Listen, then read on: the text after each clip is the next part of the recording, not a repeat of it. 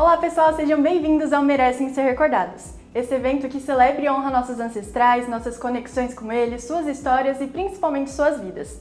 Você aí na sua casa tem algum prato que é uma tradição de família? Pode ser aquele doce que sua avó fazia nos finais de semana, ou aquela receita que algum parente te passou e você não parou de fazer nunca mais. Se você ainda não tem, esse é o momento certo para você começar a criar sua própria tradição culinária familiar. As conexões que nós vemos através desse momento são incontáveis.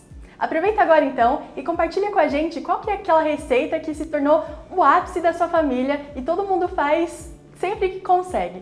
Aproveita e compartilha nas redes sociais com a hashtag Merecem Ser Recordados e hashtag FamilySearch. Assim a gente consegue interagir com o post.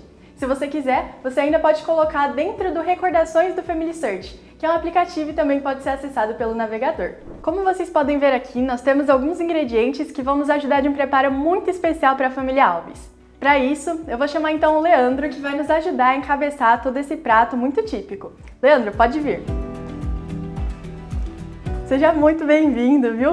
Obrigado. Mata a gente de curiosidade. Que prato que você vai ensinar pra gente hoje? Bom, hoje nós vamos fazer um cuscuz paulista. Ai, que chique! E como que começou? Qual que é a história do cuscuz paulista na sua família? Bom, na minha família, esse cuscuz ele está presente há muitos anos, né? Minha mãe, ela fazia esse cuscuz, especialmente nas épocas natalinas, né? Natal e Ano Novo, sempre naquela mesa de ceia tinha presente o cuscuz paulista lá e era minha mãe que era responsável por fazer isso, né? Ela que fazia. Uhum. E a gente seguiu essa tradição, né? E hoje eu que faço, né? Esse cuscuz, né? Porque minha mãe ela faleceu já tem algum tempo. Né? E é eu que mantenho a tradição de ter o cuscuz paulista no Natal e Ano Novo em casa. O que leva então o cuscuz paulista que você vai preparar? Então vai azeite, cebola, alho, azeitonas, ervilha fresca, a gente gosta muito da ervilha fresca, mais do que da ervilha em lata, milho, ovos cozidos, sardinha, um pouquinho de farinha de mandioca e a farinha de milho flocada fina, que é o principal ingrediente aí do cuscuz. E tem o molho de tomate também, que dá um toque especial, né, diferenciado nessa receita, é o molho de tomate. Excelente! Só lembrando, pessoal, se vocês ainda não têm o aplicativo Recordações do FamilySearch, aproveita agora para baixar no seu celular. Lá você pode guardar imagens, histórias e principalmente receitas para ficar tudo fácil na palma da sua mão. Bora continuar então? Como que a gente começa essa receita? Bom, a primeira coisa que nós vamos fazer, nós vamos picar a cebola. Tá? A cebola, ela precisa ser bem picadinha, especialmente quando você tem crianças. Eu falo porque tenho as crianças em casa, né? E se eles veem a cebola muito grande, eles já querem tirar logo. Então eu recomendo, né, que seja pequenininha, né? A cebola é o primeiro ingrediente que precisa ser refogado, porque ela tem um tempo maior do que os demais. Uma cebola média, mais ou menos, é o suficiente, tá? Tendo a cebola picada, a gente liga a panela, tá? E aí a gente coloca o azeite, tá? A gente deixa um pouquinho de azeite, tá? Só para poder untar a forma no final, para ele não grudar, para a gente poder desenformar e ficar aquele prato bem bonito, tá?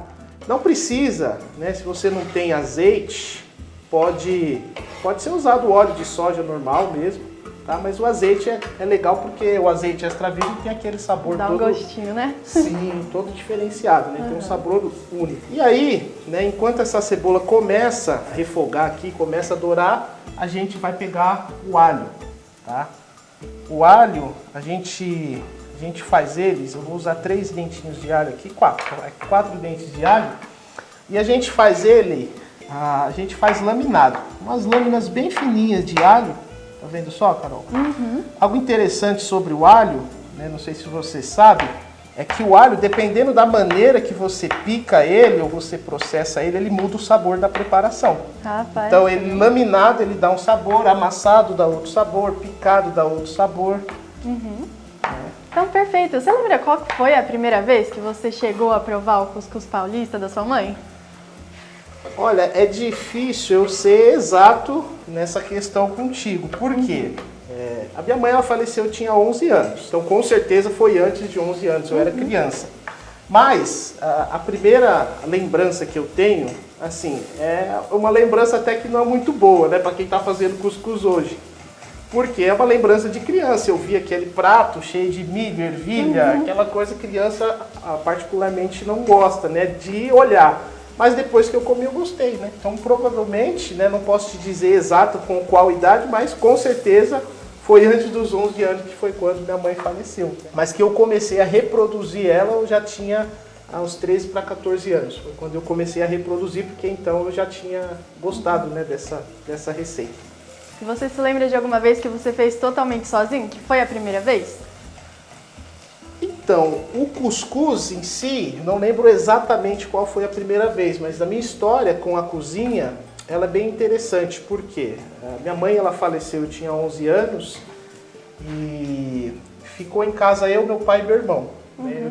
Eu tenho 2 irmãs, mas elas já eram casadas, né, na ocasião que minha mãe faleceu, então cada uma das minhas irmãs tinha sua respectiva família para cuidar, ficou 3 homens em casa, né? Então, sim, senti vontade de comer as coisas que minha mãe fazia e não tinha quem fizesse, né? Eu não queria amolar minha irmã o tempo todo pedindo para ela fazer as coisas.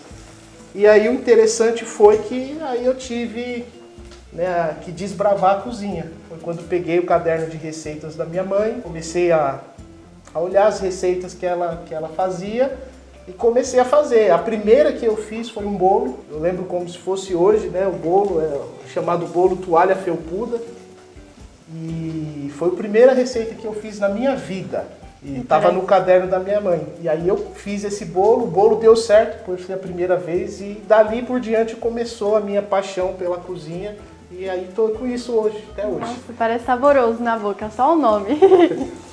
Ó, Carol, aqui tá a cebola e o alho, quando eles começam a atingir uma coloração meio douradinha, já tá no ponto. Não precisa deixar ficar bem dourado, bem escuro. Tem que ficar clarinho assim para ficar mais bonito, tá? Quando tá nesse ponto, a gente pega o molho de tomate e coloca aqui.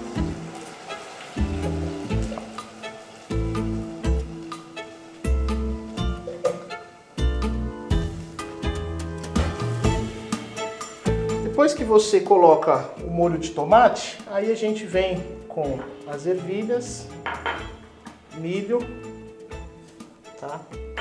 A sardinha, tá? Eu gosto de usar essa sardinha com molho de tomate, já, tá? Até porque ela já tem um saborzinho diferente, tá? E a sardinha a gente não precisa picar ela já tá limpinha essa sardinha, tá? A gente não precisa picar ela porque quando a gente mexe ela já vai quebrando aqui dentro, tá? E por fim as azeitonas, tá? Então coloca um pouquinho de azeitona picada. Eu não pico muito pequenininha também, porque sempre tem quem não gosta da azeitona. Então se você deixa um pouquinho maior, a pessoa consegue tirar, tá? Certo, e a receita ela vai sendo toda no fogo? Você comentou que tem criança e tudo, elas conseguem ajudar de alguma maneira no preparo? Ajuda, as crianças ajudam, né? Por exemplo, a gente vai usar o ovo cozido também, que eu já vou até adiantar e picar aqui. Por exemplo, bota as crianças para descascar o ovo, aqueles que não podem mexer no fogão ainda, né? A gente coloca as crianças para picar o ovo, descascar o ovo, perdão. Eu não gosto de deixar ainda as crianças mexer no fogão ainda. Sim. Mas eles me ajudam. Hoje em casa, né, a gente cria a tradição de cozinha um pouco mais forte, né? Por exemplo, algo que a gente faz em casa, a gente já não compra mais macarrão, né? Tem anos que a gente não compra macarrão. Porque eles já sabem, né? O dia de comer macarrão é o dia que a gente vai para a cozinha, todo mundo, aí eu, as crianças, né? E a gente põe a mão na massa, faz, tem o cilindro, a gente faz o macarrão. Eu tenho para mim que a cozinha é um lugar de unir. Veio de cedo com a minha mãe, com a minha família. E eu carrego isso para a vida toda. Aqui a gente deixa tampado um pouquinho, Carol, e abaixa o fogo, tá? Por que isso? Para poder concentrar um pouco os sabores ali de tudo que a gente colocou. Uns 2 minutinhos ali é o suficiente. E falando sobre esse assunto de vida, qual que é o legado que os seus ancestrais te passaram e que você quer dar continuidade para as gerações futuras da sua família? Eu penso assim, uma das coisas mais importantes para mim, né? Falando de cozinha, já que a gente está cozinhando, que eu quero muito que as crianças levem para a vida, né? É esse momento de cozinhar, esse momento de alimentação, né? A refeição em si é um momento muito especial, né? A família poder ter esse momento de harmonia, onde todo mundo sente que está todo mundo participando para fazer uma coisa só. Porque cozinhar é demonstrar carinho, minha mãe me deixou isso. Porque ela prezava muito isso, de ela colocar a mão na massa, ela fazer as coisas, né? Então, eu tenho uma lembrança muito viva, né, da minha mãe, ela preparando os docinhos para o aniversário, fazendo bolo. Então, as fotos que a gente tem sempre de aniversário sendo comemorado, nossos aniversários, era porque ela fazia um bolo. Não era um bolo perfeito, mas estava lá feito, a gente sabia que ela cuidava para sempre ter essa demonstração de carinho através do alimento, né, de cozinhar para a família, né? Então, é uma coisa que eu gostaria muito que eles só levassem, né, com eles para a vida toda, né, assim, esse gosto por ter esse momento de cozinhar em família. Entendi. Se o bolo era perfeito, eu não sei, mas perfeito tá esse cheiro. Rapaz, que delícia. Aqui, ele já tá num ponto bom. Porque a gente deixou uns minutinhos aqui para ele poder concentrar os sabores que a gente incluiu aqui, certo. Tá? E aí a última coisa que a gente coloca aqui é o ovo cozido, que a gente picou ele, tá? A gente não coloca o ovo antes para ele não ficar desmanchando, virando uma pasta ali dentro. Então por isso que ele é por último, tá? Quando a gente coloca o ovo, aí é um momento importante que a gente acerta sal e pimenta. Pode ser que precise de sal e pode ser que não precise. Porque a gente tem dois ingredientes aqui que eles são um pouco salgados por natureza, que é a sardinha e a azeitona. Então, algumas vezes, só os ingredientes já vão cuidar para dar o sal necessário. Agora, a pimenta eu gosto de colocar um pouquinho, bem pouco para não ficar muito ardido. Eu uso pimenta do reino mesmo, tá? A gente coloca um pouquinho de pimenta do reino.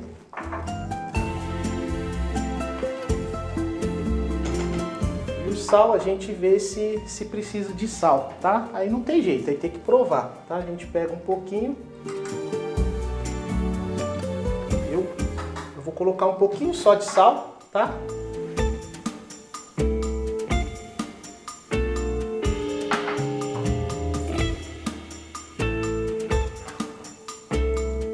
E agora, Carol, você observou que eu não voltei a aumentar o fogo, tem que ficar baixinho, que agora é a parte mais final, tá? Agora a gente pega a farinha de milho flocada, tá? Flocos finos, tá? Fica melhor, fica mais fácil de mexer, não fica tão pesado. A gente pode colocar tudo de uma vez. E aí a gente começa a misturar. Já dá uma incorporada. Isso, ele vai incorporar. E essa farinha de milho, ela vai dar uma engrossada. E aí, depois que eu incorporei bem a farinha de milho aqui, eu coloco por último a farinha de mandioca, tá? Fina também, tá? Não da farinha grossa. E você sabe, Carol, que a influência da cozinha na minha vida, né? Essa experiência que eu compartilhei com você de ter a necessidade, ter a vontade de comer algo e pegar o caderno de receita da minha mãe para poder fazer, ela mudou minha vida completamente, sabe? Porque foi daí que eu aprendi a gostar de cozinha e foi daí que eu escolhi a minha profissão, hoje é na cozinha, né? Então, sério? Acho que minha mãe deixar com carinho aquelas anotações, aquele caderno de receita, influenciou. Acho que ela não imaginava o que ia acontecer, né, no futuro, mas de alguma maneira eu tenho muita gratidão, né, e muito carinho por isso. Ó, Carol, aqui já está pronto, tá? Eu vou misturando, quando eu começo a ver o fundo da panela, né, ele começa a soltar, tá pronto. Só isso? Só isso. Desliga o fogo e agora a gente vai para a parte final, que é colocar ele dentro de uma forma, faz uma decoração na forma e aí a gente espera ele amornar um pouco, não precisa nem esfriar, e aí a gente desenforma para ver como ficou, tá? A forma, tá? A gente usa uma forma de pudim, essas de buraco no meio, tá? Lembra do azeite que a gente deixou no comecinho? Aquele aí entra restinho? nessa parte. Agora a gente vai untar. Gosto com papel toalha mesmo, prático, a gente já... Tá? Isso é só para não grudar. Então aí a gente vai agora pegando um pouquinho dos ingredientes e decorando. Aí é hora de brincar. Tem gente que gosta de colocar rodelas de palmito, fica bom também, né? Outros gostam de colocar uma rodela de tomate também, né? Aí agora é a hora de criatividade, né? Não tem uma regra, assim, é só para decorar mesmo. Entendi. Eu tô vendo que é um prato bem completo, até com esses incrementos que você falou. Vocês costumam comer com algum tipo de acompanhamento ou é só o cuscuz paulista? Olha, só ele já é uma refeição, né? Porque ele tem bastante ingrediente, ele enche bem também, né? Porque já tem a farinha, tem tudo.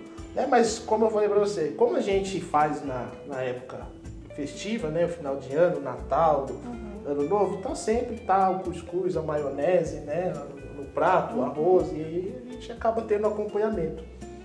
Quando a gente está montando, Carol, é importante, tá? Colocar um pouquinho, né? E aí você vai pressionar com cuidado para não desmanchar a decoração que você fez lá no fundo, tá? E aí você vai pressionar essa primeira quantidade aqui só para poder fixar aquela decoração. Certo. Tá? Vai pressionando de leve, não é uma massa pesada, tá? Uma massa bem levinha, você vai pressionando de leve, tá? Para ele ficar bem juntinho, bem unido. Tá? Vai ficando lindo no prato também, né? Essa primeira parte que você colocou, depois que você pressionou, aí você vem com o restante.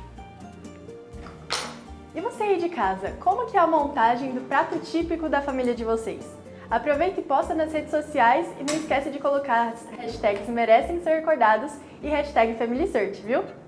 Aí assim que você terminou de colocar tudo, tá? Só dá uma pressionada, tá? Não precisa ser nada muito forte, não, tá? É só para unir mesmo, tá? Deixar firme, né? Isso, deixar ele firme porque a gente quer desenformar e quer um cuscuz inteiro. Bom, Carol, aqui ele tá pronto, tá? A gente fez isso. É bom deixar ele esfriar um pouco, mas não ficar 100% frio. Só mornar já é o suficiente para desenformar. Como você pressionou, ele vai ficar no formato. Eu gosto de deixar ele esfriar um pouquinho. Mas dá para desenformar já, mesmo que ele tá quentinho. Né, ó. A gente só passa a faca em volta, tá? Para ajudar a soltar. Tá? No meio também, só a pontinha. Não precisa ir até o fundo com a faca, porque a gente já untou. É só nas beirinhas. E aí a gente vai só desenformar. A gente coloca o prato, né, em cima, aí você apoia, só vira, né, ele aqui, né, segura firme para virar, não é pesado, tá? Dá uma apertadinha, tá, na parte do centro e na lateral para ele soltar. E você sente quando ele cai, né? Soltou, aí é só tirar, tá bom? Nossa. Ó, tá quente, tá até ficou maravilhoso, gente. E aí, depois, se quiser também, dá um toque final, pode colocar uma azeitona inteira, assim, se quiser, uma pimentinha, alguma coisa. Tá aí, é uma coisa muito especial pra gente, né, pra nossa família. Excelente, agora nada mais justo do que chamar a sua família para provar, então, esse cuscuz paulista. Prontinho, família reunida, agora é hora da gente provar o cuscuz paulista da família Alves. Pessoal, sejam muito bem-vindos. Leandro, pode ficar à vontade. Dá licença, Carol.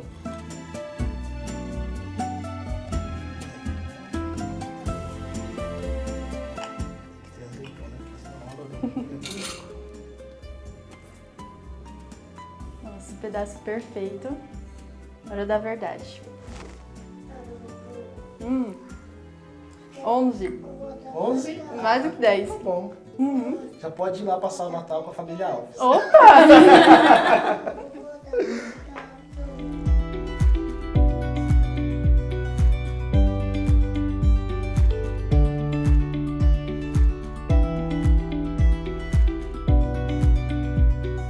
Depois de ter provado o cuscuz paulista da família Alves, é hora de curtir um momento em família. Eu tenho então uma pergunta para o Valdevino, o pai do Leandro.